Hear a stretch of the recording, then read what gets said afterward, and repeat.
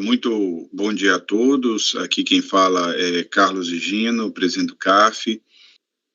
Estamos aqui para falar do novo regimento interno, né, que ainda não entrou em vigor, mas foi editado semana passada, e dentro dessa ótica de trazermos aí o máximo de informações para todo o público em geral, estamos aqui hoje conjuntamente com o Dr. Fernando Brasil, conselheiro, presidente da primeira sessão, o Dr. Jorge Cláudio, que é chefe da assessoria técnica jurídica do CAF. Eles trabalharam profundamente nessa reestruturação, e a ideia hoje é que a gente possa dar um panorama geral sobre as alterações trazidas com o novo regimento, e possamos aí trazer o máximo de clareza para as novas configurações que nós pretendemos com o CAF, tá? Queria dar boas-vindas a todos e a todas, né, e esperar que a gente consiga levar um pouco mais de informação sobre esse novo regimento, tá? O novo regimento, ele na verdade vinha sendo debatido há bastante tempo, algo em torno já de 4 anos que a gente debatia o regimento anterior de 2015, e houve vários debates, mas em nenhum momento conseguiu-se chegar a bom termo e se promover essa mudança do regimento.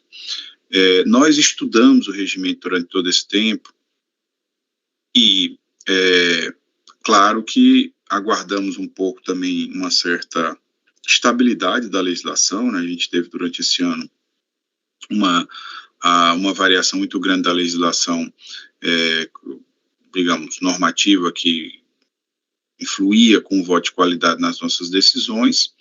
Mais uma vez, isso tendo sido aprovado, estando consolidado, era imperioso que a gente fizesse essa transformação com o regimento interno, né? O regimento interno, esse período de 8 anos, ele ficou antigo em alguns aspectos, né? Em outros aspectos, eu diria que ele manteve várias estruturas existentes e que emergiram depois daquela grande reestruturação que a gente teve no CAF em 2015. Tá? As linhas gerais, assim, questões, digamos, mais estruturais que mudaram com o novo regimento, eu acho que eu destacaria uma delas, a composição das turmas. As turmas, à exceção das turmas da Câmara Superior, passaram a ter 6 componentes, né? 3 indicados pela Fazenda, 3 indicados pelos contribuintes, ao invés de 4. Do nosso ponto de vista, isso vai facilitar alguns aspectos, vai facilitar nós termos, e aí é o nosso objetivo, buscarmos sempre que possível essa paridade nos julgamentos, né? Com 3 e 3 as substituições ficam facilitadas, e a gente também uniformiza as turmas, porque nós tínhamos 8 nas turmas ordinárias e 4 nas turmas extraordinárias. Agora nós vamos adotar um modelo único de tamanho de turma, que traz um padrão único de mais fácil gestão. Também acabou a diferenciação entre conselheiros suplentes e titulares. Na verdade, agora todos serão considerados conselheiros, o que também vai facilitar a questão de substituição para garantirmos a realização das sessões. Então, esse também foi um aspecto importante. Olhando para o futuro, nós não poderíamos, nesse novo regimento, deixar de considerar os avanços tecnológicos, né? E, nesse sentido, uma das questões que é trazida pelo novo RICAF é a possibilidade de julgamento naquilo que chamamos de plenário virtual, e a mudança da estrutura das sessões. A gente tinha 2 tipos de sessões, que a gente chamava, que eram as sessões presenciais e as sessões virtuais. Esse modelo, ele é transformado pelo novo regimento. Nós agora vamos ter sessões síncronas e assíncronas, né? Essas sessões síncronas, elas vão poder ser presenciais, híbridas ou virtuais. As sessões assíncronas são as sessões que utilizarão a ferramenta de plenário virtual, que é uma ferramenta não como a hoje existente, que é uma ferramenta de depósito de votos. O plenário virtual é muito mais do que isso, porque vai permitir a sustentação oral, né, e vai permitir um acompanhamento par e passo da questão da votação. Será um instrumento muito mais avançado. A ferramenta tecnológica que vai dar suporte ao plenário virtual já está em construção e deve entrar em funcionamento nesse primeiro semestre. Já está sendo feita, já está sendo desenvolvida. Então, a gente teve essa mudança. E qual é a grande questão e qual foi o nosso olhar em relação a isso? É tentar atender aos diversos públicos, tipos de contribuintes que atuam aqui no CARF, sempre garantindo, buscando a maximização da transparência e do direito à ampla defesa e ao contraditório, né? E onde é que isso se reflete? Nós tínhamos e temos, né, perfis bem distintos aqui de processos que são processos de maior valor e complexidade, nos quais geralmente os advogados, né, os próprios contribuintes ou seus advogados, pleiteiam um julgamento presencial numa defesa da necessidade de um debate, às vezes, mais detalhado disso, e nem diria detalhado, talvez até com essa possibilidade de discutir com os conselheiros questões mais específicas do processo. E nós temos, por outro lado, também processos que não são tão grandes em termos de valor e não são tão complexos, que exigem, quer dizer, cujos advogados às vezes reclamam das sessões presenciais pelo deslocamento e pelos custos que envolvem essa vinda eventual em Brasília. Então, o modelo agora, ele tenta contemplar essas duas vertentes. Por um lado, os processos de maior valor e complexidade ficarão no plenário na sessão chamada síncrona, presencial ou híbrida, né? E os processos de menor valor, eles a princípio irão para o plenário virtual, uma sessão assíncrona, na qual, repito, há uma novidade em relação ao que é hoje, porque será garantido o direito à sustentação oral dos patronos da defesa. Então, a ideia nossa com isso é poder atender os diversos públicos, os diversos perfis de contribuintes e respectivos advogados que atuam aqui junto ao CARF, né? Há uma ideia geral em relação a isso.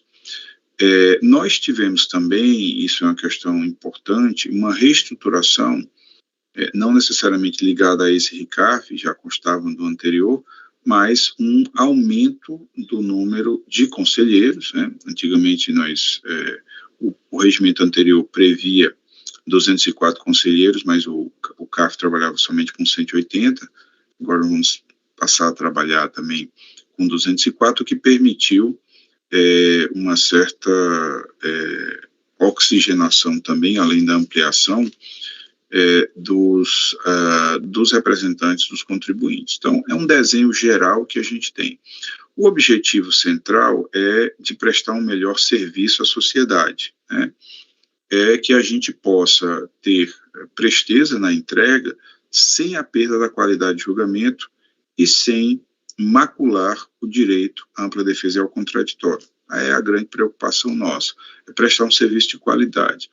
Nós hoje sabemos que temos do mais alto nível técnico-jurídico, mas, ao mesmo tempo, sabemos que precisamos ter um processo muito mais célere, né, e termos um estoque de contencioso que não represente assim, valores tão grandes, sem comparação em relação à seara internacional. Nós não podemos imaginar sermos uma ilha dentro dessa situação, dos países da OCDE, dos países que têm as melhores práticas, as melhores experiências. Então, dentro desse contexto é que o ministro Haddad fez um RICARF olhando para o futuro, olhando para as novas tecnologias, mas também muito preocupado com a questão do contraditório e da ampla defesa. Ainda serão editados alguns atos complementares ao RICARF, vai haver alguns atos aqui da presidência do CARF, que vão regulamentar questões assim, específicas mais relativas ao processo, mas o novo regimento já entra em vigor no dia 5 de janeiro, ou seja, as sessões de janeiro, elas já estarão sob a égide do novo regimento. Também é uma preocupação nossa que o novo regimento, ele se refira ele possa entrar em vigor e, digamos assim, ter um marco temporal bem definido de início a partir de 2024. São linhas gerais aqui só que eu apresentei, e a nossa preocupação e o nosso objetivo, nossas preocupações e objetivos, como eu bem ressaltei, de dar maior transparência, dar maior celeridade. Nós estamos devendo em relação à celeridade, mas ao mesmo tempo com essa preocupação ao contraditório e à ampla defesa. Eu vou deixar aqui vocês com os especialistas, Jorge e Fernando, que vão fazer esse detalhamento maior, e a ideia é que a gente possa, é um primeiro encontro nosso. Obviamente que nós não estaremos fechados à discussão posterior e a esclarecimentos, eles vão surgir no dia a dia da utilização do RICARF, que é natural, mas é importante que a gente, mesmo nessa semana de Natal, né, entre Natal e Ano Novo, nós não nos furtemos a trazer esse tipo de esclarecimento aí ao público em geral. Eu agradeço muito e passo a palavra agora a Jorge e a Fernando. Obrigado, Jorge, obrigado, Fernando, aí. Agora é com vocês. Obrigado, presidente. Fernando, você pode falar agora? Sim, uma satisfação, né, a gente poder colaborar aí com a apresentação do novo RICARF, mas, na verdade, quem vai fazer essa apresentação é o Jorge, né, que foi aí, digamos, eu o auxiliei, todo mundo acabou o auxiliando na condução do novo RICARF, mas o Jorge Cláudio, com certeza, é quem mais conhece. Eu vou ficar aqui mais para auxiliá-lo, eventualmente vou ingressar ali no chat se tiver alguma dúvida, para fazer uma mediação, eventualmente até tirar alguma dúvida, conseguir responder ali mesmo, ou passar as perguntas para o Jorge Cláudio. Mas tenho certeza aí que o Jorge Cláudio vai fazer uma grande apresentação e apresentar os principais pontos acerca do novo RICARF. Jorge. Muito obrigado, Fernando, pela parceria de sempre.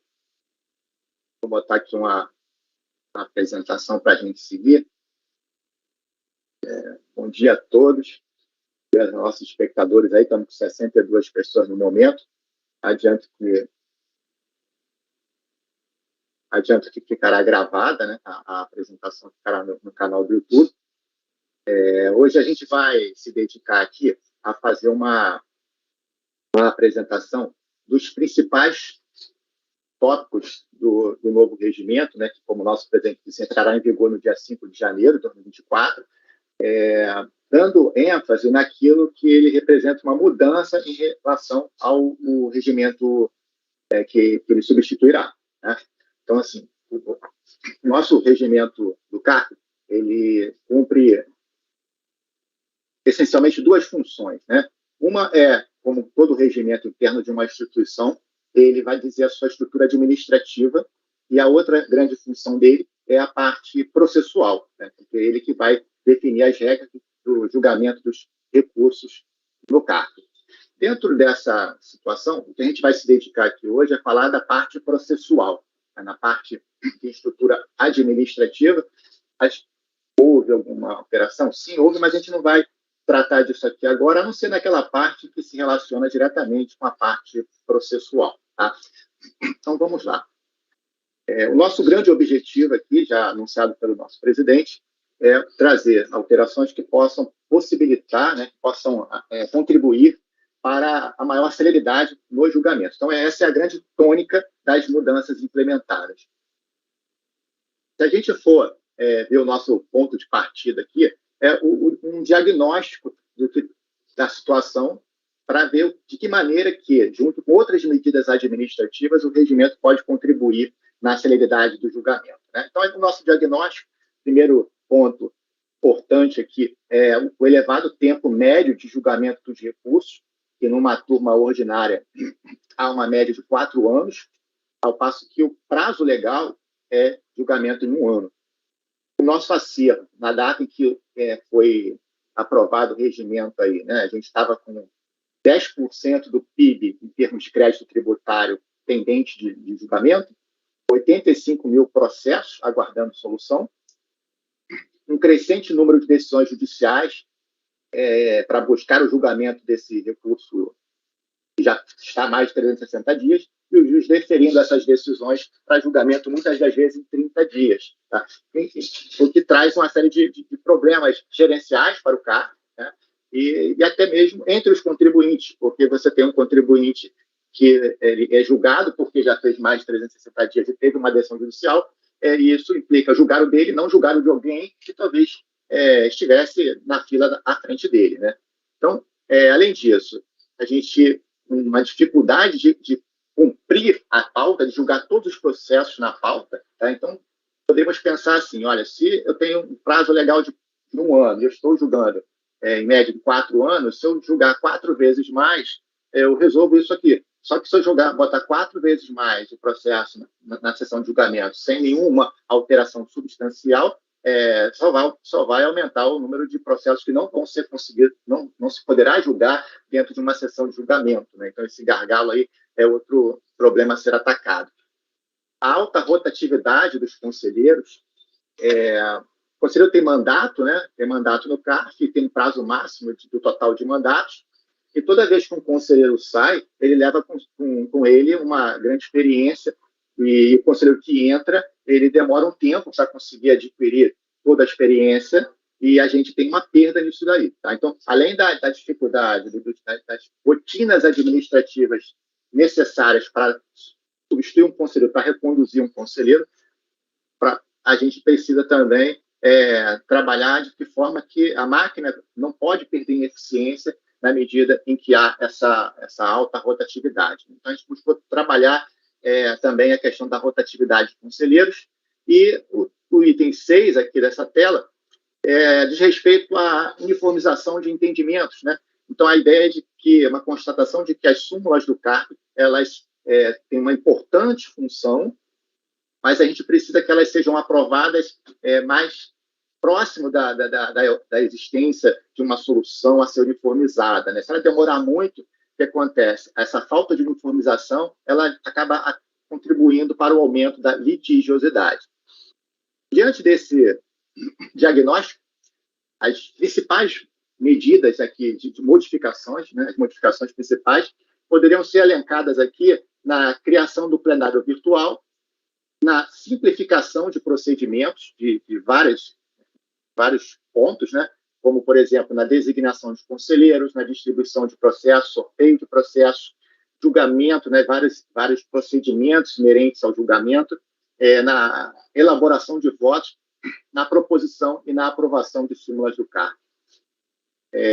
O item 3 também é falado aqui pelo nosso presidente, que é uma reformulação das turmas de julgamento, em linhas gerais, com a alteração do número de conselheiros em turmas ordinárias e em turmas extraordinárias, aumento do tempo médio de mandato dos conselheiros, tempo médio, não, aumento do tempo total de mandato dos conselheiros, e a possibilidade de criação de turmas e câmaras especializadas no CARF.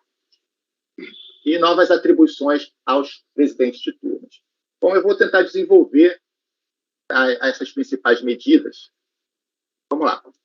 Turmas ordinárias, né? Hoje nós temos as turmas ordinárias com 8 conselheiros, e a gente apontou aqui o gargalo, né, que é a falta de tempo hábil para julgamento da pauta toda. A gente está trabalhando agora, a partir de 5 de janeiro, com uma nova composição, em que as turmas ordinárias funcionarão com 6 conselheiros, né, serão compostas por 6 conselheiros.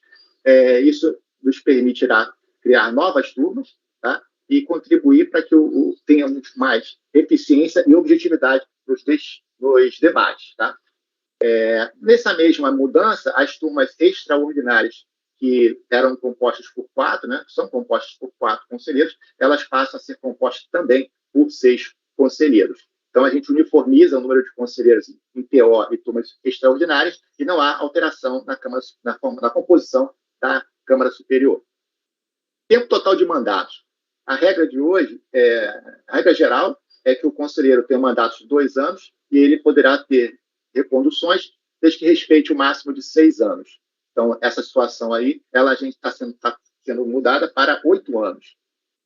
E o conselheiro, quando ocupa cargo de presidente e vice-presidente, o prazo dele é de, no máximo, 8 anos. Então, a gente está levando esse prazo de 8 anos para 12 anos. Tá? Então, aqui de 8 para 12, numericamente, é um número assim, significativo, um tempo significativo, e a gente vê aí 50% a mais de possibilidade de permanência no Conselho. A composição das turmas de 6 conselheiros, e a gente deixa de ter as duas denominações, conselheiro titular e conselheiro suplente, e a partir do novo regimento existe apenas o conselheiro do Conselho Administrativo de Recursos Fiscais, e um conselheiro pode substituir o outro conselheiro dentro da mesma sessão de julgamento, conforme a regulamentação da forma de designação de conselheiro. A formação nesse novo regimento ficará com 15 turmas ordinárias e 15 turmas extraordinárias.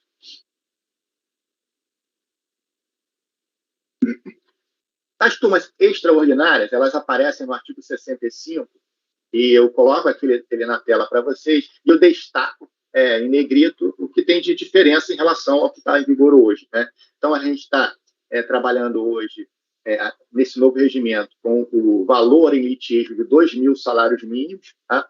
Que aí vai possibilitar um estoque, um acervo maior, ser trabalhado pelas turmas extraordinárias, então a gente houve a elevação desse valor. E no parágrafo 1º, a gente menciona que o ato do presidente do CARF, ele poderá definir outras hipóteses para julgamento pelas turmas extraordinárias. E qual o objetivo disso? Né? Qual a finalidade perseguida por esse ato do presidente do CARF? Adequar a distribuição de acervo entre as sessões, câmaras e turmas e garantir a celeridade de sua tramitação. Por quê? Há uma característica diferente entre cada uma das sessões, e ao atribuir o valor a ser a competência de uma turma extraordinária, isso pode fazer com que em uma sessão o acervo seja enorme, em outra sessão o acervo seja até reduzido a ponto de escassear processos para uma turma extraordinária. Né? Então, a possibilidade de atender essas peculiaridades do acervo conforme as peculiaridades de cada uma das sessões. Sobre as modalidades das reuniões de julgamento, né? Hoje a gente tem as sessões por videoconferência ou as sessões presenciais. Tá? Essas sessões, a partir de agora, a gente vai trabalhá-las, né? denominá-las dentro de uma categoria, uma modalidade que são as reuniões síncronas. É o que nós temos no dia a dia hoje, exceto nas turmas extraordinárias, onde há um rito sumário e simplificado, onde, de certa forma, o que as turmas extraordinárias fazem hoje é uma reunião na modalidade assíncrona, onde os conselheiros têm um período para julgar os processos e são depositados os relatórios e os votos, e os conselheiros se manifestam, e ao final do período tem o resultado do julgamento. Só que sem a melhor tecnologia para desenvolver esse tipo de modalidade. Né? Então, esse novo regimento, ao par de diversos ajustes pontuais, sempre que possível nos procedimentos para ganharmos em celeridade, ele busca incorporar novas ferramentas de trabalho com suporte na tecnologia, com suporte em boas referências e com suporte na experiência do CARF acumulada em todo esse período que se inaugurou com a pandemia, com o uso de sessões não presenciais, com a realização de sessões não presenciais. Tá? Então, no novo regimento, ao invés da gente ficar trabalhando com reuniões, falar reunião presencial ou não presencial, a gente recoloca isso no novo contexto, em que há as reuniões síncronas e as reuniões assíncronas. Então, a síncrona, no mesmo momento, os conselheiros vão estar interagindo. Ela poderá ser presencial, poderá ser não presencial, por videoconferência ou instrumento similar, ou poderá ser uma sessão híbrida, tá? Então, em que uma parte dos conselheiros estejam presencialmente no recinto, né? Estão no recinto físico, e parte dos conselheiros atuando por videoconferência. As reuniões assíncronas, tá?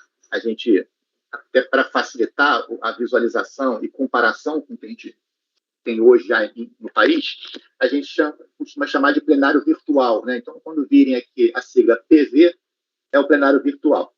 É apenas uma expressão para o que é a nossa reunião assíncrona.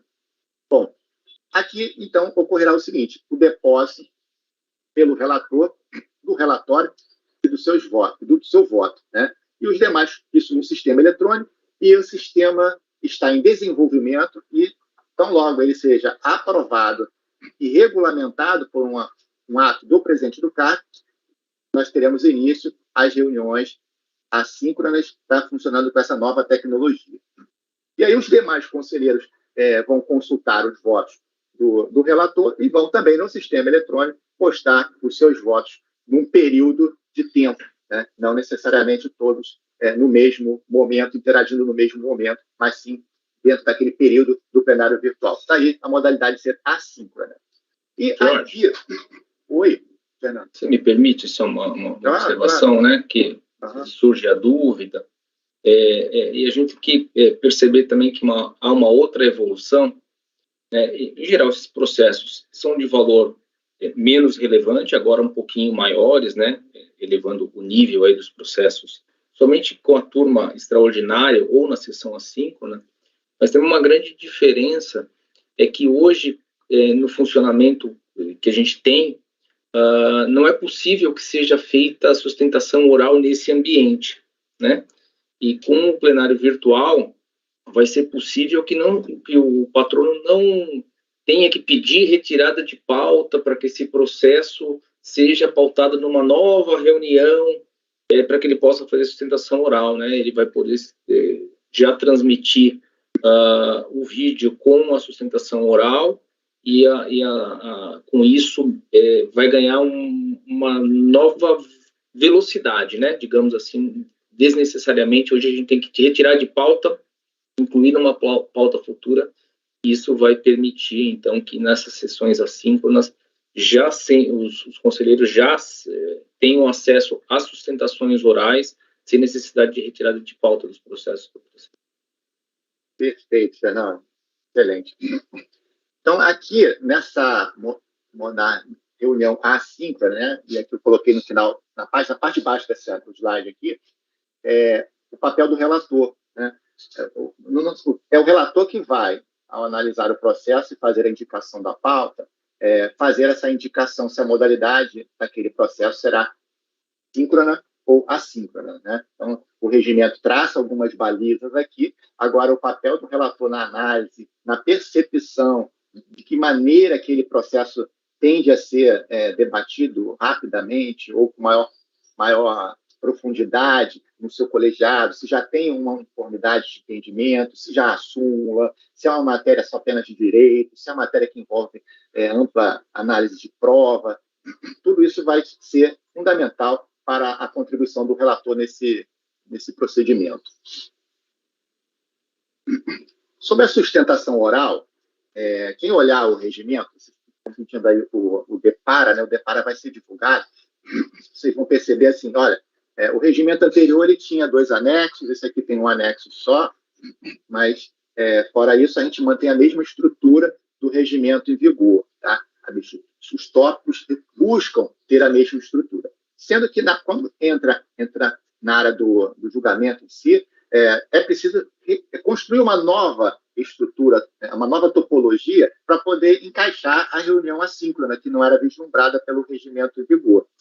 E, nesse momento, a gente tem que entender o seguinte: a sustentação oral, ela possui algumas regras gerais e algumas peculiaridades conforme a modalidade de reunião e julgamento, tá? Então, mesmo que se busque o DEPARA, vocês vão perceber que a sustentação oral ela precisará de um campo de regras gerais, e aí a gente diz assim, artigo 96, sem prejuízo das disposições específicas, né? Então, aí depois, quando falar da reunião síncrona, vai ter regras de sustentação oral, e quando falar das reuniões na outra modalidade, também vai ter as regras correspondentes que são peculiares daquela modalidade. Então, no artigo 96, ele traz as atuais regras de sustentação oral que são compatíveis com todas as modalidades e com algumas mudanças. Tá? E as mudanças são essas que eu selecionei aqui.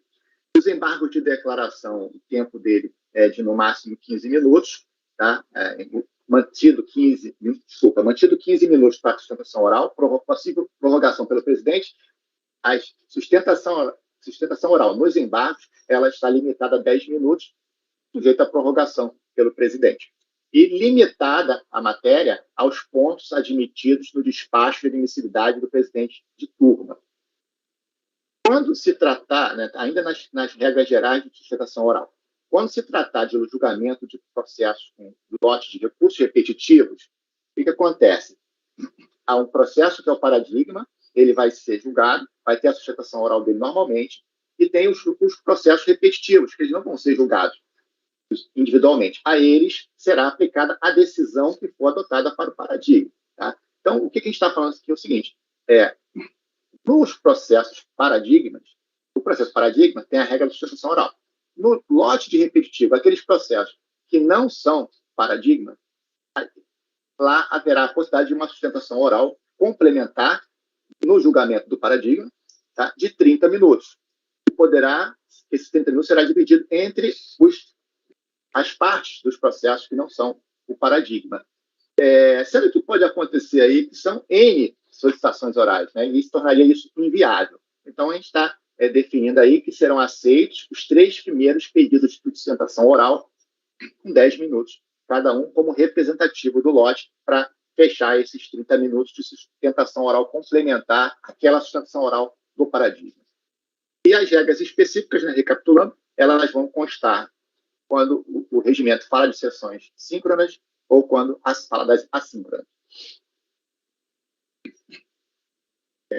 Formas de reunião, né? Então, a gente vai aqui definir quando que a gente vai classificar uma reunião como presencial, quando ela será não presencial e quando ela será híbrida. Tá? Então, quando houver a híbrida, quando houver a participação dos conselheiros, tanto de forma presencial como não presencial.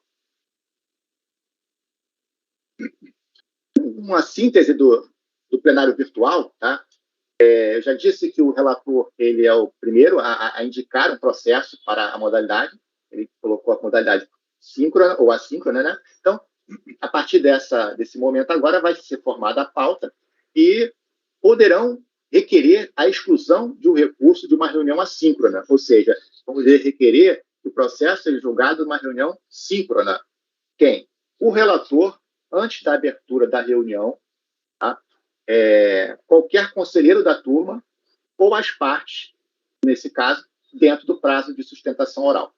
Tá? O pedido do relator exclui o processo, tá? Feito antes da abertura da reunião, e as demais situações em que for pedida a exclusão será apreciada, o pedido será apreciado e será decidido pelo presidente da turma. Assim como o Fernando estava explicando para a gente, né, no plenário virtual a gente terá a possibilidade de sustentação oral, tá? Então as partes vão postar a sua sustentação oral em áudio e vídeo ou em áudio, poderão postar memorial em texto, os conselheiros poderão fazer o pedido de vista ou o requerimento de exclusão. Tá? Então, qual é a situação assim? Se o processo está numa reunião assíncrona, primeiro foi porque o relator assim indicou. Ele recebe a sustentação oral e o memorial, ele poderia até pedir a exclusão daquilo ali diante de algum fato novo que foi trazido para ele, que o fez chegar à conclusão de que o processo melhor seria julgado em uma reunião síncrona. Agora, iniciado o julgamento, né, cabe aos conselheiros avaliarem se eles se sentem prontos para votar, eles votam. Se eles precisam identificar um pouco mais, refletir um pouco mais sobre o caso, eles podem pedir vistas. E se eles entendem, já estão convencidos de que não é uma boa modalidade de julgamento para aquele processo especificamente, eles fazem o requerimento de exclusão a ser apreciado pelo presidente do colegiado. Tá? Agora, havendo a exclusão do plenário virtual, tá, esse pedido sendo deferido, o processo continuará numa reunião síncrona, tá? Aí não quer dizer que é presencial, uma reunião síncrona, ela pode e geralmente será uma reunião de videoconferência, será aproveitado os votos que já foram proclamados, né, já foram registrados, digamos assim, durante o plenário virtual. Tá? Então, a gente vai ter o aproveitamento dos votos aí. A reunião será pública, tá? Então, aqui a gente vai trazer aqui muita transparência para o julgamento do CARF. O relatório será visualizado, a sustentação oral poderá ser assistida, os votos poderão ser vistos em tempo real pela sociedade a partir da abertura da reunião de julgamento do plenário virtual. Aqui, algumas pinceladas aqui sobre o que está no regimento, né?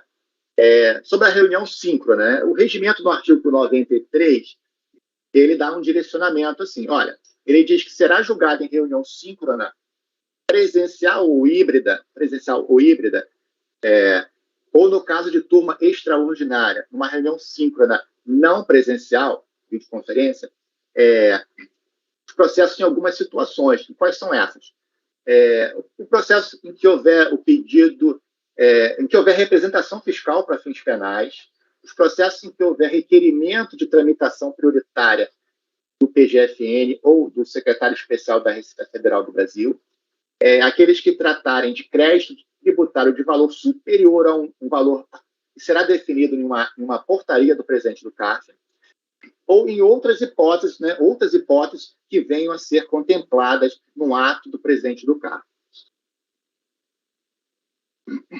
Aí, no parágrafo seguinte, ainda do artigo 93, dito o seguinte, os processos de turmas extraordinárias e aqueles que não são enquadrados nas hipóteses que acabamos de resumir, né, do parágrafo primeiro, eles serão julgados preferencialmente em reunião assíncrona plenário virtual.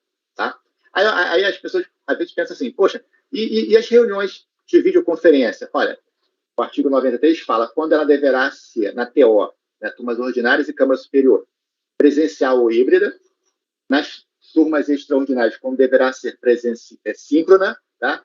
E o parágrafo 2º fala que as demais situações elas serão no plenário virtual. Mas, muitas das vezes, como nós vimos ali, né, muitas das vezes, mas nós temos a previsão do processo que entra no plenário virtual, ele seria excluído do plenário virtual. Então, abre a porta, né, para uma situação em que, olha, eu não sou obrigado a fazer presencial, é o típico processo que será julgado numa reunião por videoconferência. Bom, sustentação oral na reunião assíncrona, está no artigo 103, o contribuinte ou a fazenda deverá apresentar a sustentação oral, postar no sistema a sustentação oral até 5 dias após a publicação da pauta, né? Lembrando que a pauta tem que ser no mínimo 10 dias antes. Tá? Então, esse é o prazo que os requerentes têm para postar a sustentação oral, limitado a 15 minutos de duração. Sustentação oral, o memorial é no mesmo prazo, tá? Aí uma portaria do presidente do CARF vai disciplinar os requisitos técnicos que esse arquivo precisa contemplar e a partir daí o sistema vai receber todos aqueles arquivos que atendam os requisitos técnicos.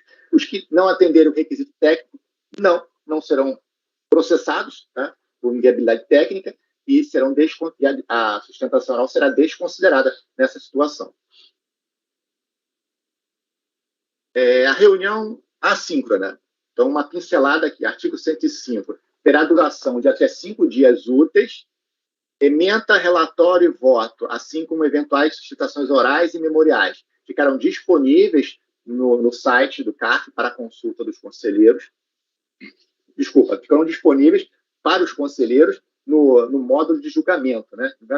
E ficarão disponíveis para a sociedade no site do CARF, a partir do momento da abertura da reunião de julgamento, somente nesse momento. Conselheiros deverão se manifestar até o final do período da reunião assíncrona e os votos serão computados à medida de sua apresentação. Então, não há aquela votação em ordem do assento, né, típica de uma sessão presencial. Tá? À medida que os conselheiros desejarem votar, eles podem votar. Aos conselheiros não será permitido abster-se. Parágrafo 4º, né, a essência do mecanismo aqui. O conselheiro que divergir ou acompanhar o relator pelas conclusões, ele deverá apresentar as suas razões de decidir, ou acompanhar as razões já apresentadas por outro conselheiro do colegiado. Então, isso dentro do período da reunião assíncrona. Então, assim, se eu não acompanho o relator, eu apresento as minhas razões da divergência. Se a seguir o conselheiro for votar e ele não concordar com o relator, mas ele concordar com essa divergência, ele acompanha essas razões da divergência. Se ele não acompanha, mas ele tem outras razões, aí ele deverá postar as suas razões de divergir. Parágrafo 5º. Jorge, processo. Oi, Fernando. Então, fazer uma observação, né? Sim. Até porque como a gente já se reuniu até com parte dos conselheiros, a gente viu que surge algumas dúvidas sobre a declaração de voto ser obrigatória. A gente tem que deixar bem claro que, em relação às sessões síncronas, não muda o cenário que nós temos hoje, né, com o RICARF atual. Com o novo RICARF, o que vai ser necessário é, nessa hipótese da reunião assíncrona, quando alguém for votar pelas conclusões, ter que se manifestar, né, com a declaração de voto. Porque numa sessão síncrona, a pessoa está ali, estão todos reunidos ao mesmo tempo, ela vai falar quais as razões de acompanhar pelas conclusões, fica tudo muito claro para os demais conselheiros. Na sessão assíncrona, e só nessa sessão assíncrona, que já se faz obrigatória essa manifestação, para que os demais conselheiros possam saber e, de repente, até acompanhar o voto do relator pelas conclusões dessa pessoa que já apresentou declaração Exato. de votos. Só para... Tem muita gente achando, sempre que eu quiser fazer declaração de votos, já vou ter que apresentar por escrito na hora. Não. Em relação à sessão síncrona, continua o mesmo procedimento que a gente sempre adotou. Isso vale exclusivamente para a sessão assíncrona. É isso, né, Jorge? Isso, é isso aí. Perfeito. Então, a gente tem que estar sempre atento com isso, né? Existem disposições gerais do julgamento, existem disposições específicas de cada modalidade. Tem que estar sempre atento com isso. Isso é uma mudança na estrutura inevitável, né? Porque a gente está trazendo uma modalidade que ela tem uma lógica diferente, justamente por não estarmos todos os conselheiros presentes, decidindo, deliberando no mesmo instante. Muito obrigado, Fernando. Parágrafo 5º, ele trata do pedido de vista, né? Então, o que acontece? Eu, conselheiro, não sou relator, preciso votar, não posso me abster, eu posso estar... Esse processo não vai julgar bem aqui, eu vou pedir para excluir do plenário virtual. Proponho que ele seja julgado, mas não síncrona. Agora, eu posso estar achando que é um bom caso para julgar no plenário virtual, só que eu preciso um pouco mais de esclarecimento. Aí, eu peço vistas.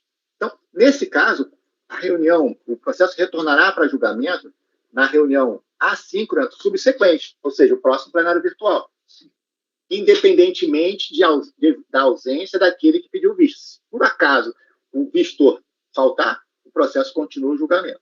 Tá? Agora, o conselheiro vistor, ele poderá chegar vamos imaginar que ele pode chegar à conclusão, olha, e o processo aqui tem muito mais peculiaridades, muito mais desafios do que eu vislumbrei. Então, eu vou, antes de começar o julgamento, requerer a exclusão do plenário virtual. Tá? Se esse pedido for deferido, ele vai para uma reunião síncrona. Agora, se ele não for deferido, aí ele continua no próximo plenário virtual. Tá? Então, o pedido de vista acaba dando ao conselheiro vistor uma segunda oportunidade, né, de refletir melhor sobre a viabilidade, a adequação do plenário virtual para aquela situação em concreto. O artigo 105 ainda, quando, ao término da reunião assíncrona, mais de duas soluções distintas para o litígio que impeçam a formação de maioria forem propostas pelos conselheiros, o julgamento será transferido para uma reunião síncrona, conforme a disponibilidade de pauta. Então, assim, esse dispositivo ele já existe no RICARF, tratando das reuniões que existem hoje. É a situação em que, não havendo uma formação de maioria pela dispersão dos votos, a gente precisará ter a votação sucessiva, né? Então, em primeira votação, em segunda votação, até chegar no resultado do julgamento. Essas votações sucessivas que fluem bem numa reunião síncrona, elas não fluiriam bem no plenário virtual. Então, nesse caso aqui, se isso acontecer, o processo será transferido, o julgamento será transferido para uma reunião síncrona, conforme for a disponibilidade de pauta daquele colegiado. Parágrafo 7º. Em qualquer dos casos de transferência para a reunião síncrona, o julgamento terá continuidade e os votos já proferidos serão computados. Tá? Então, a gente não vai recomeçar do zero. Os votos estão válidos, são aproveitáveis, e a gente vai ter a continuidade do julgamento. Agora, sem prejuízo do que já é disposto lá no parágrafo 4º do artigo 110, que é a possibilidade de o conselheiro, antes de proclamado o resultado, ele alterar o voto. Tá? Então, isso vai permanecer essa possibilidade. E o parágrafo 8º, ela delimita o pedido de vista na reunião assíncrona àquela primeira reunião assíncrona. No parágrafo 9º, diz assim, o requerimento formulado nos termos do inciso 2º do artigo 104 e o pedido de vista, não? Então, é o requerimento formulado pelo conselheiro ao longo da reunião assíncrona e o pedido de vista, eles não impedirão que os conselheiros que se tenham habilitados a fazê-lo possam votar.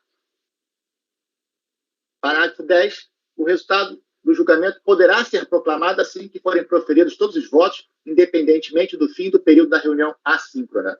Então, o que acontece? A reunião assíncrona vai terminar lá no último dia previsto, no último segundo daquele prazo. Então, se não houver a proclamação do resultado, ela será em função da coleta, da apuração dos votos após o final do período, né? E aí o presidente vai ter a proclamação do resultado. Agora, é possível que, se determinados processos já tiverem todos os votos, tá, e não tiverem nada mais pendente, seja proclamado o resultado individualizadamente de cada um daqueles processos pelo presidente de turma, sem precisar esperar o fim do prazo da reunião assíncrona. Parágrafo 11. O conselheiro poderá alterar seu voto desde que o faça antes da proclamação do resultado do julgamento. No parágrafo 12, dentro do período da reunião, o conselheiro pode desistir de pedido de vista de requerimento para exclusão de recurso da reunião assíncrona.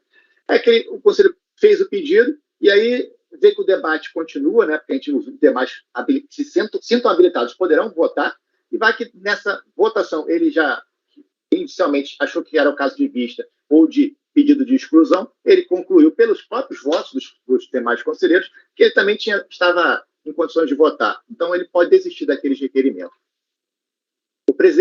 Parágrafo 13. O presidente da turma vai retirar o processo de pauta para a continuidade em uma reunião assíncrona subsequente. O que é isso aqui?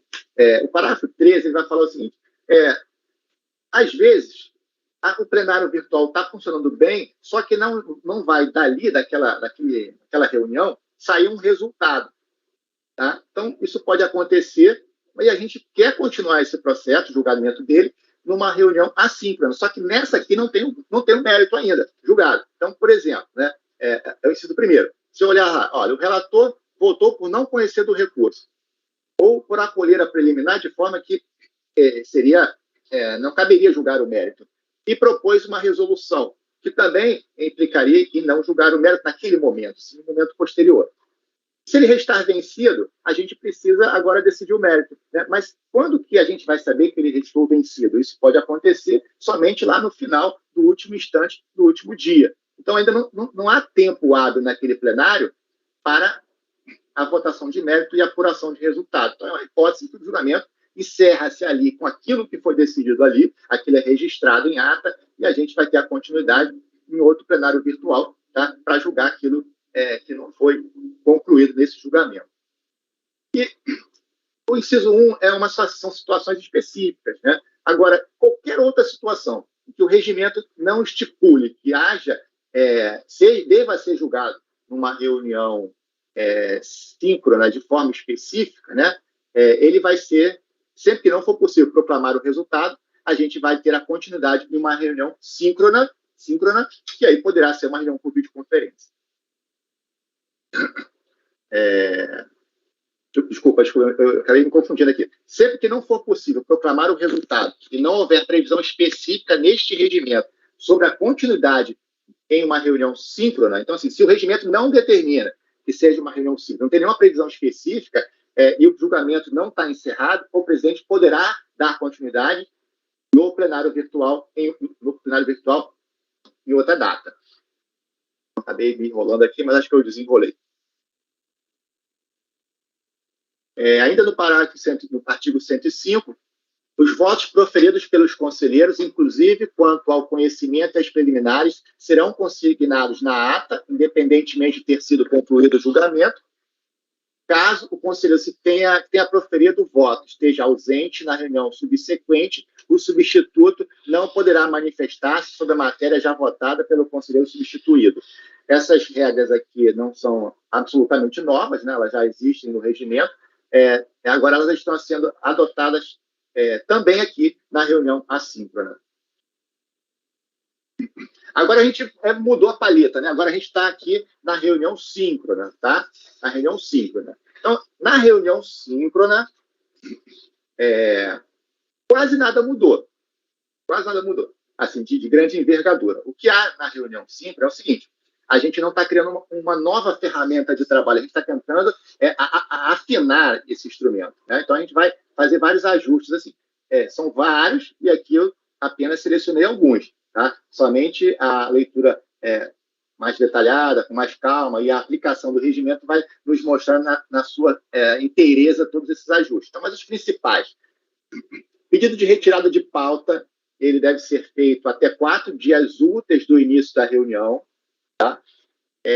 Do início da reunião, independentemente da sessão agendada, né? Então, se a reunião é de 16 a 18, tá? E mesmo que o processo seja julgado no dia 18, tem que ser 4 dias úteis antes da data do início da reunião, que nesse exemplo seria antes do dia 16, né? 4 dias úteis antes do dia 16. Parágrafo 6º, né? Pedido de preferência e de sustentação oral não prejudicarão a ordem da pauta em relação aos processos para os quais houver presença do patrono. 7º, terão preferência para a sustentação oral as pessoas que se enquadrem nas situações previstas na Lei 10.048, que define quem tem prioridade de atendimento nas repartições, né? Então, a gente está apenas fazendo uma remissão a isso para atender um ditame legal. Parágrafo 8º, em relação aos processos com pedido de preferência ou sustentação oral, a eventual alteração de sessão de julgamento dentro da mesma reunião, ela é possível desde que haja anuência das partes ou do seu representante legal.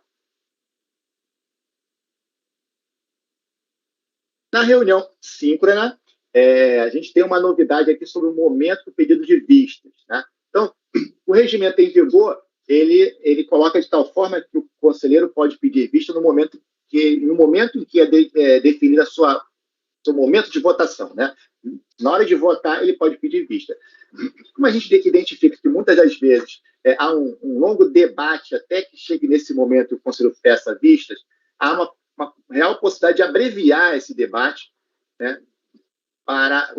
Se o conselheiro que quer pedir vista já possa pedir a vista antes mesmo de chegar ao seu momento de votação. Então, o conselheiro poderá, após a exposição do relatório e do voto do relator, pedir vistas ou esclarecimento, independentemente de iniciada a votação. Então, desde o momento que se encerra a exposição do relatório e do voto do relator, já poderia ser pedido vista.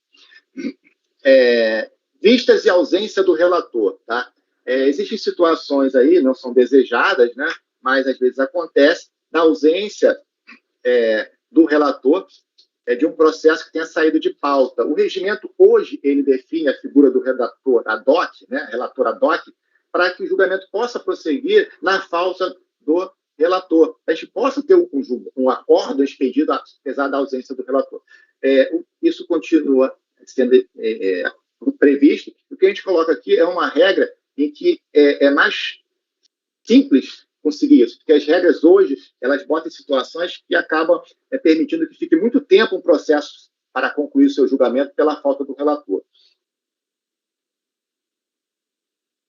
traz aqui também na questão da participação do patrono por videoconferência, né? Então, a sustentação oral por videoconferência, o regimento passa a prever o que acontece, como será tratado o julgamento quando houver a interrupção da participação do patrono na videoconferência. Caiu o patrono, o que faz? Né? Caiu a sustentação oral dele. Então, o que acontece?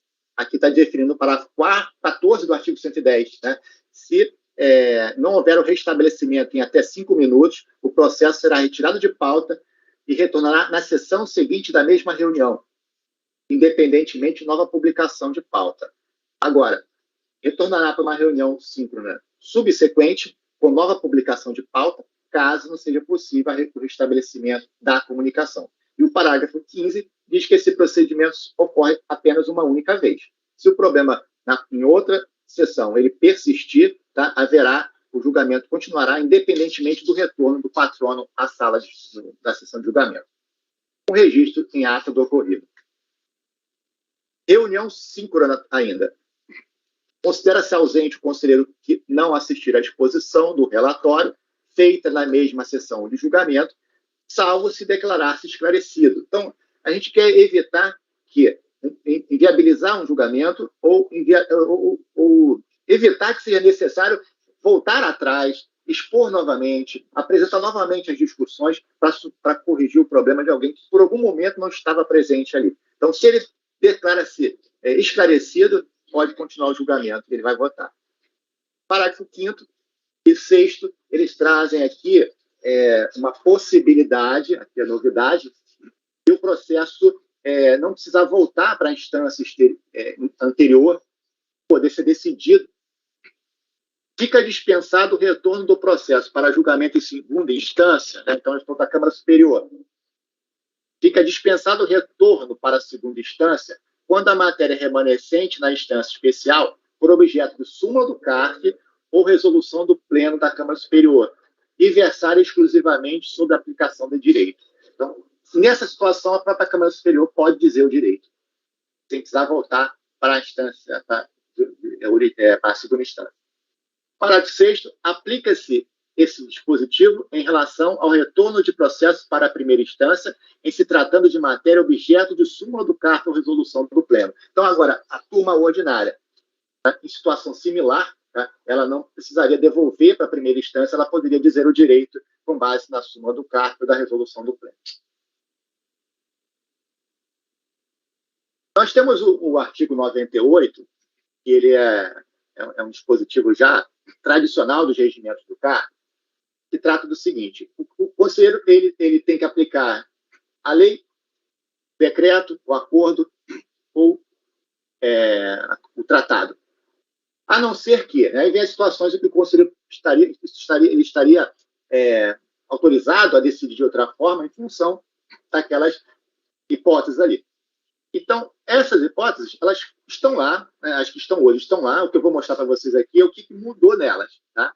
Mudou nelas. Então, em alguns incisos, né, em alguns dispositivos do regimento, havia sempre, sobre eles, havia sempre um debate, uma discussão sobre em que momento que isso ocorre. Né? Então, a gente, para definir isso e poder ser mais objetivo, né, a gente está definindo que essas decisões vinculantes dos tribunais superiores são esses dispositivos aqui, eles consideram essas decisões quando houver o trânsito em julgado. Tá? Então, no caso, se o Supremo Tribunal Federal, em controle concentrado ou em controle difuso com resolução suspensa, declarou inconstitucional a decisão plenária transitada em julgado, ela deverá ser o conselho vai obedecer aqui. Aí lá na frente, quando fala assim, quando a decisão fundamente crédito tributário objeto de decisão do Supremo Tribunal Federal, transitada em julgado. A gente está tentando ser mais objetivo e eliminar, para não despender tanto tempo nessa discussão. E na linha C, aqui, na verdade, a gente está só atualizando isso aqui, para o que a legislação trata, como a legislação trata hoje, né? Então, sempre houve essa hipótese de, havendo um dado declaratório do Procurador-Geral da Fazenda Nacional, aí a gente poderia seguir esse entendimento sem precisar ficar vinculado diretamente ao texto da lei. Só que, hoje em dia, o sistema não é mais o ato declaratório, né? Então, a gente só atualizou isso. O parecer vigente e aprovado pelo Procurador-Geral da Fazenda Nacional, que conclua no mesmo sentido do pleito do particular. Então, é como está sendo tratado pela Lei 10.522 hoje.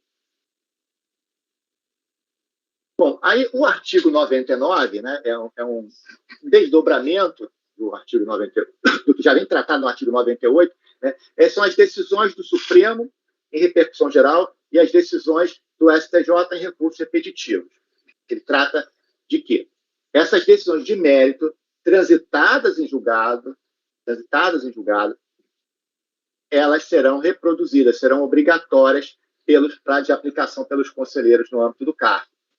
Agora, também para esclarecer uma discussão e ser mais objetivo e facilitar o andamento do julgamento, sem maiores controvérsias.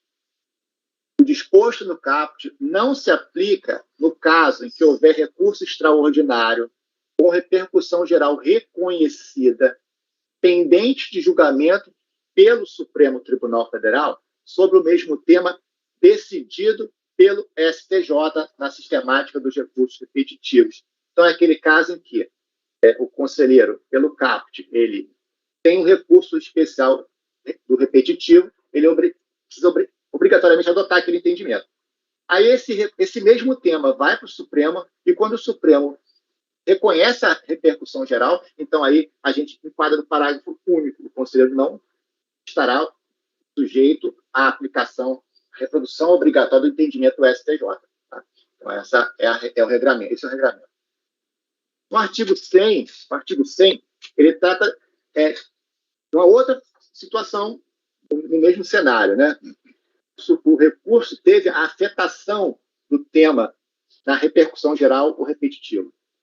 Não o julgamento de mérito, mas o Tribunal Superior disse que o recurso ele tem repercussão geral ou ele é um recurso representativo. Bom, aí isso, por si só, não permite o sobrestamento do julgamento no CARF. Agora, quando haverá o sobrestamento? Quando haverá o sobrestamento? Quando houver um acordo de mérito, ainda não transitado em julgado, proferido pelo STF, que declare a norma inconstitucional. Eu já tenho, o Supremo já falou o mérito, tá? O que eu não tenho é o trânsito em julgado. E o que ele diz? Ele declarou a norma inconstitucional. Então haverá o sobrestamento. No caso de matéria infraconstitucional, o STJ ele já disse que o mérito, e o que acontece? Ele declara a norma ilegal, falta transitar em julgado. Então, a gente vai ter a mesma situação, vai ter o sobrestamento. Agora, o parágrafo 1 diz o seguinte: se for possível julgar o recurso sem enfrentar a matéria, né, que daria origem ao sobrestamento, o julgamento poderá ser concluído. Tá? Sobrestamento do julgamento previsto no caput não se aplica na hipótese em que o julgamento do recurso puder ser concluído, independentemente de manifestação quanto ao tema afetado. Agora, no 114, né, a gente traz aí no parágrafo 12 alguns dispositivos para buscar simplificar a elaboração de votos. Né? O primeiro diz respeito à possibilidade de o relator ele adotar a fundamentação da decisão recorrida quando com ela concordar, e o segundo ele fala sobre a aplicação de súmula do CARF. Né? Não precisa o relator desenvolver o seu próprio fundamento, bastaria ele indicar qual é a súmula do CARF, qual o seu número e quais são os fundamentos determinantes e mostrar que o caso subsume-se àquela situação simulada, sem precisar desenvolver a sua própria fundamentação. Outras hipóteses foram criadas em que o presidente de turma e presidente de Câmara poderão decidir processos, né? Não digo decidir processos, poderão proferir decisões em situações em que o processo não está apto para o julgamento de mérito. Tá? Isso aparece no artigo 58, vou voltar aqui, no artigo 58, né, está aqui em cima, no título, eu menciono o artigo 58, seus incisos, e o 59, seus incisos. Né? Então, em resumo, quando houver necessidade de encaminhamento para diligência, quando houver necessidade de instrução processual, quando o recurso de ofício for abaixo do valor de alçada, é um problema que a gente já teve algumas vezes, teve em 2023, né? todo mundo quer que julgue logo para dizer que não é para conhecer o recurso, porque está abaixo do limite de alçada, mas o colegiado é que é o competente para aquilo. Então, a gente está tentando resolver esses problemas. Concomitância reconhecida pelo próprio recorrente, não é competência do colegiado, foi distribuído equivocadamente ali. Quando a decisão recorrida, ela aplicou súmula do CARF ou um precedente vinculante do STF e o recorrente não se opõe a nada disso, ele não traz nenhuma distinção por que o caso dele é diferente, por que o caso dele deveria ter um tratamento diferente e não se aplicaria a tais enunciados, tá? E não havendo nenhuma discussão sobre isso, o presidente vai poder não conhecer desses recursos. E declarar a intempestividade de um recurso voluntário quando não há nenhuma discussão sobre a tempestividade. Se não houver nenhuma alegação de tempestividade, o presidente poderia declarar o intempestivo. Com isso aí, qual é o grande foco, né? Liberar o colegiado para analisar e julgar os casos que estão aptos a julgamento e garantir maior agilidade nas soluções que demandam saneamento processual. Eu olho o exemplo da diligência. Às vezes o processo fica um tempão esperando uma pauta para ser deliberado, para chegar lá e o relator propor uma diligência, e na maioria das vezes a turma concorda, na maioria das vezes concorda, na esmagadora maioria das vezes concorda, mas perdeu todo um tempo do processo, o time do processo e o tempo de debate ali, tá? Uma coisa que não houve discussão. Então, a gente poderia agilizar isso, ter uma solução mais rápida na instrução processual e, quando chegar para o colegiado, já poder ter essa etapa vencida. Esse é o artigo 101, que trata da situação em que não será conhecido o recurso quando a decisão que fundamentou a decisão recorrida, né, fundamentação da decisão recorrida, foram as decisões vinculantes do STF, súmula vinculante do STF e súmula do Conselho Administrativo de Recursos Fiscais. Agora, o parágrafo único fala, olha, quando houver outra matéria a ser apreciada, quando o recurso contiver argumentação com os motivos de fato e de direito pelos quais enunciado da súmula ou as decisões não se aplicam ao caso concreto, aí segue o jogo normalmente com a deliberação do colegiado. Aí, quando não foi esse o caso, né, foi aquele que realmente não tem enfrentamento da súmula ou do precedente do STF, aí a competência é do presidente de Câmara. Quanto às súmulas, o regimento em vigor, a gente tem a concentração das súmulas no pleno. O pleno precisa ser convocado. Acho que o sistema foi pensado para que o pleno seria convocado anualmente. Mas, por uma série de fatores, são vários os anos em que o pleno não é convocado. Né? É um rito demorado, né? Demorado, pela sua própria natureza. Né? A sua própria natureza é um rito demorado. Tem uma série de procedimentos aí que precisam ser vencidos. Muitas das vezes, a proposta não chega a avançar por um descumprimento ou outro, e muitas das propostas que avançam, chegam ao pleno e não são aprovadas. Né? Então, a gente acaba tendo um número que poderia ser bem maior de súmulas e aprovadas, muitas das vezes, tardiamente. Muitos e muitos litígios foram quase perpetuados até que a súmula pudesse ser aprovada. Então, é isso que se busca enfrentar. O novo regimento, ele tem os artigos 124 e 125, que buscam o 126 mantém o atual procedimento. Né? O 125, então, ele vai incorporar ao procedimento atual a possibilidade de conseguir aprovações mais ágeis de súmulas de turmas da Câmara Superior. E lembrando que a função da Câmara Superior, né, ela é justamente, ao resolver uma divergência, uniformizar o entendimento. Como cada turma tem um eixo de competência, né, a decisão da Câmara Superior ela tem o potencial de uniformizar o entendimento sobre aquele eixo de competência. Mas, se ela todo mês julgar a mesma matéria do mesmo jeito e não houver súmula, fica precária esse cumprimento dessa função de uniformizar a jurisprudência. E do jeito que até hoje, não há como, com base em repetidas decisões de uma turma da Câmara Superior, ter uma súmula do CARF. Então, o procedimento hoje ele inviabiliza isso. Então, a gente vai manter o procedimento de aprovação pelo pleno inclui a aprovação de súmulas em sessões ordinárias das turmas da Câmara Superior e com requisitos simplificados para proposição. O 124, 125, ele vai falar, olha, o conselheiro da turma da Câmara Superior pode propor à sua turma uma súmula da turma e os conselheiros da turma ordinária poderão, na própria turma, propor uma súmula à sua respectiva turma da Câmara Superior e o colegiado dele, a turma ordinária, aprovando aquela proposta vai ser encaminhada e vai para a deliberação da turma da Câmara Superior, sem prejuízo do procedimento já existente. Os benefícios almejados, né, aumento do número de súmulas, redução significativa do tempo para aprovação, agilidade no julgamento de processos que envolvem as matérias sumuladas. Bom, na competência das sessões, não tem grande mudança, né? As sessões são pontuais. Há uma mudança pontual aqui no IRR fonte.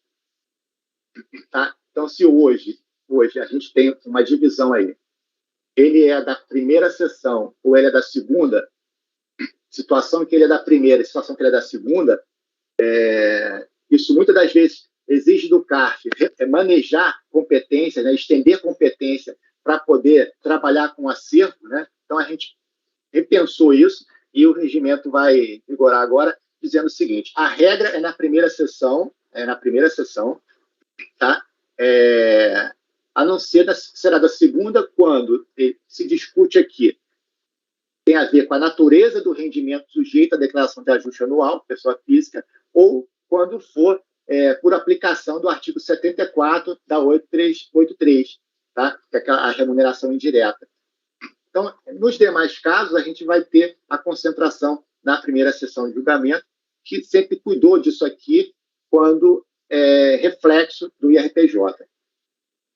Novidade aqui nas competências é a possibilidade de, por ato do presidente do CARF, estabelecer-se turmas e câmaras especializadas, tá?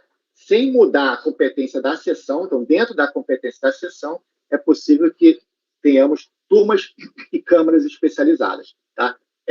Aí um exemplo aqui, né, são matérias aduaneiras.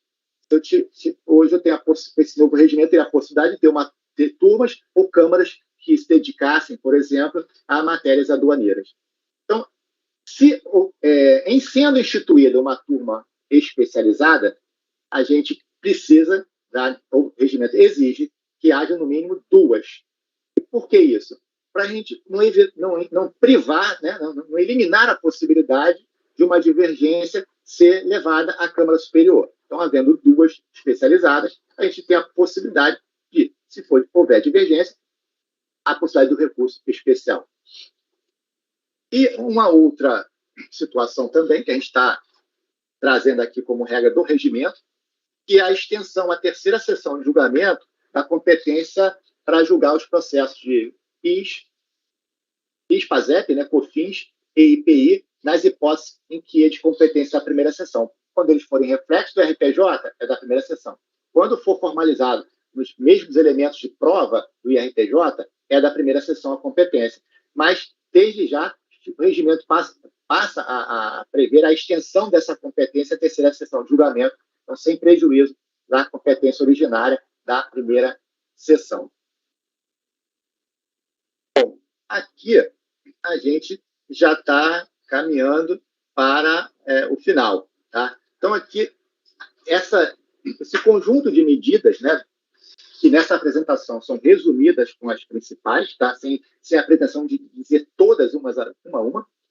Nossos resultados esperados, né? Primeiro, o quadrinho laranja é a diminuição da temporalidade dos processos aguardando julgamento, da celeridade na publicação dos acordos, porque vamos poder, com base no plenário virtual, agilizar a formalização e publicação de acordos, e a maior produtividade e especialização dos conselheiros com turmas de número mais reduzido, com turmas especializadas, com procedimentos aprimorados, com utilização mais da tecnologia, e a gente acredita nisso daí, que vai dar um fôlego novo aqui para a nossa capacidade de julgamento.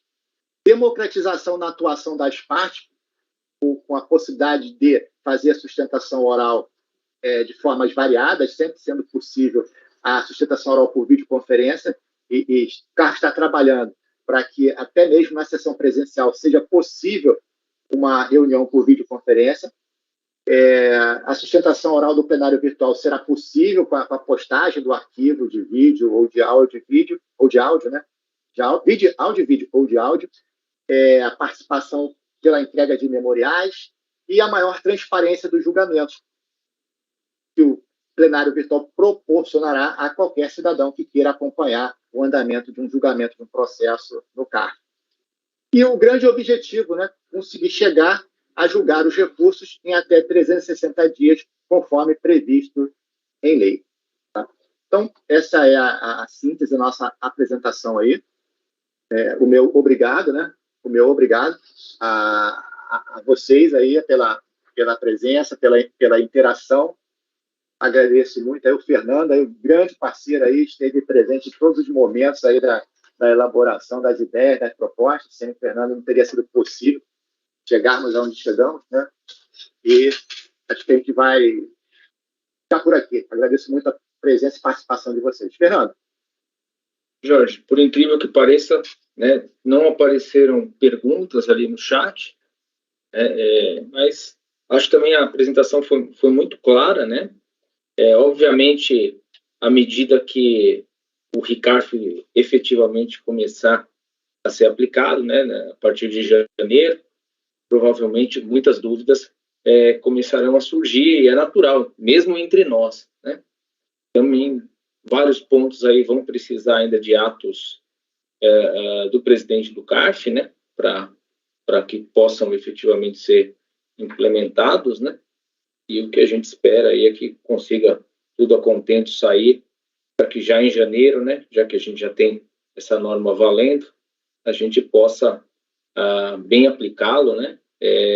Talvez o pessoal estranhe os números dos artigos, né? Porque antes a gente tinha anexo 1 e anexo 2, e agora a gente não tem mais os anexos, então deu aquela numeração mais longa ali, que às vezes a pessoa, nossa, o RICARF ficou muito mais longo. Não é exatamente isso que aconteceu, né? Não há mais separação em anexos, né? Mas creio que tudo a gente precisa de uma fase para se adaptar. Conselheiros, a administração do CARF, os advogados, né, as partes também precisam de um tempo, mas creio que a gente está aí tentando fazer essas apresentações agora justamente para facilitar que já em janeiro a gente possa, dentro da maior normalidade possível em relação ao RICARF, já adotar os novos procedimentos, né, Jorge? Mas é isso, eu agradeço também a atenção, devolvo aqui a palavra ao Jorge, e assim, sem a participação dele, ele sim, né, a gente não teria RICARF novo, com certeza. Parabéns, Jorge. Bom, obrigado, Fernando. O Luiz Felipe, ele colocou uma colocação aqui, né, sobre o artigo 97, que prevê a realização de julgamento quando a maioria é simples. Não houve alteração, né? Não houve alteração nesse ponto. A gente o texto é o mesmo, né? O texto é absolutamente o texto é o mesmo. A nossa avaliação é que não é um artigo que não precisava mexer, né? Está funcionando. Ele não teve alteração alguma aí.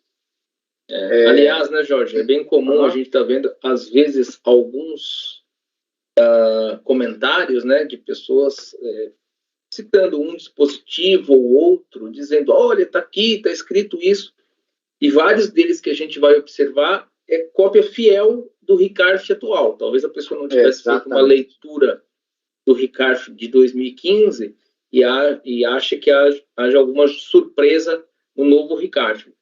Mas muitos dispositivos são absolutamente idênticos. Aliás, os mais polêmicos que tem citados por aí, a gente vai olhar e a crítica pode até ser uma crítica válida, mas não de alteração e de inovação em relação ao novo RICARF. É isso aí. Vai surgir alguma pergunta? Fernando, podemos então caminhar para o encerramento aqui? Só tem uma pergunta aqui, Jorge, deixa eu ver o que apareceu agora. Uma rápida pergunta. Nas hipóteses de decisão monocrática pelos presidentes, a previsão de recursos 59, inciso 17. É o Paulo Torres, né? Isso. É o Paulo Torres. Então, não há previsão, Paulo. A gente teve uma premissa nesse regimento também de não criar recurso novo, tá? E o Gabriel pergunta se é possível disponibilizar a apresentação posteriormente. Sim, nós disponibilizaremos, Gabriel. Na verdade, essa apresentação vai ficar gravada aqui no canal do CARF, tá? Ô Jorge, até para também dizer, o Paulo fez a pergunta em relação ao inciso 17, né? Mas deixa claro que não tem recurso, mas a gente precisa ler o 17 ali do 59 na sua inteireza, né? Na hipótese que não tiver nenhuma argumentação com motivo de fato de direito pelo qual o enunciado da súmula ou decisão não se aplica ao caso concreto. Então, a decisão recorrida vai estar baseada em súmula e alguém recorre simplesmente ignorando isso, né, sem fazer nenhuma argumentação. Então, se tiver qualquer tipo de argumentação a esse respeito, não vai ser monocrático, ele vai para o colegiado. Colegiado. E várias dessas situações não são novas. Talvez também o pessoal, às vezes, não percebe que já existia o mesmo dispositivo, por exemplo, a respeito da intempestividade do recurso voluntário. Exatamente. Já estava há vários RICARFs, né? Vários, Ricardo, já tinha essa hipótese. Se não há nenhuma preliminar de tempestividade, o recurso é manifestamente intempestivo, isso já é decidido monocraticamente há muito tempo, né? Então, na realidade, não tem o recurso porque isso é para ser usado em situações extremas e cristalinas que aquilo está ocorrendo. Né? É isso aí. E, Fernando, só até o exemplo da tempestade que você deu, né? Não é novidade. O que a gente faz aqui, na verdade, é o seguinte: o que teve a mudança? A gente teve.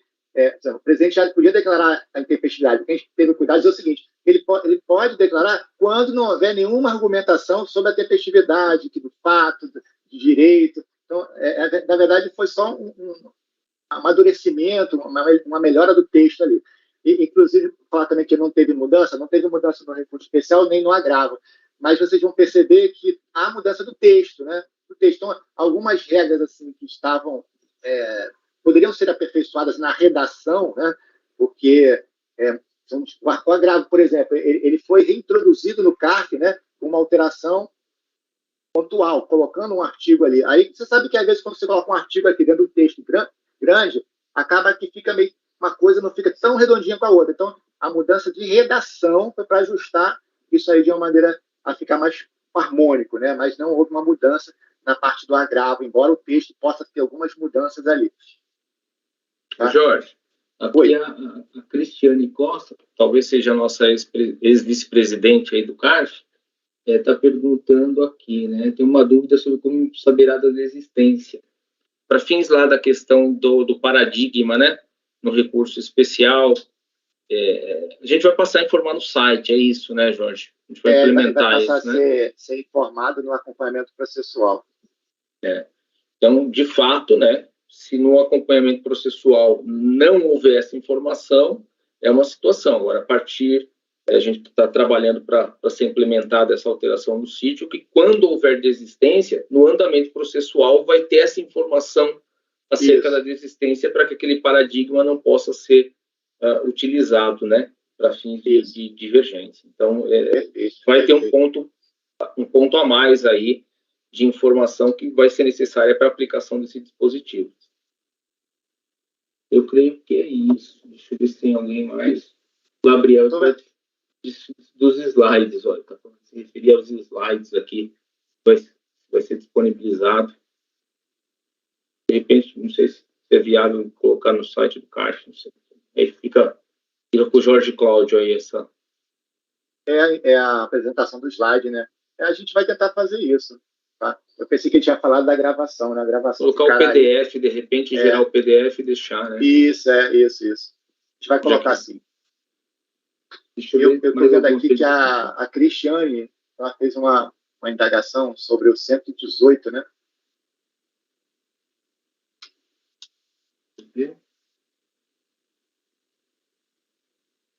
Parágrafo. Parágrafo Poxa,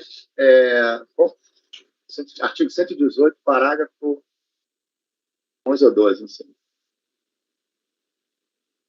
Eu acho que era a respeito do que a gente estava falando, justamente do não servirá como paradigma o acórdão.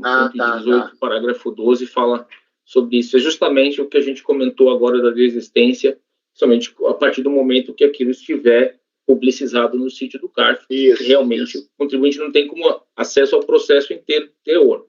Né? Então, essa informação terá que estar disponibilizada no mandamento processual para que isso seja aplicado, né? Mas eu acho que é isso, Jorge.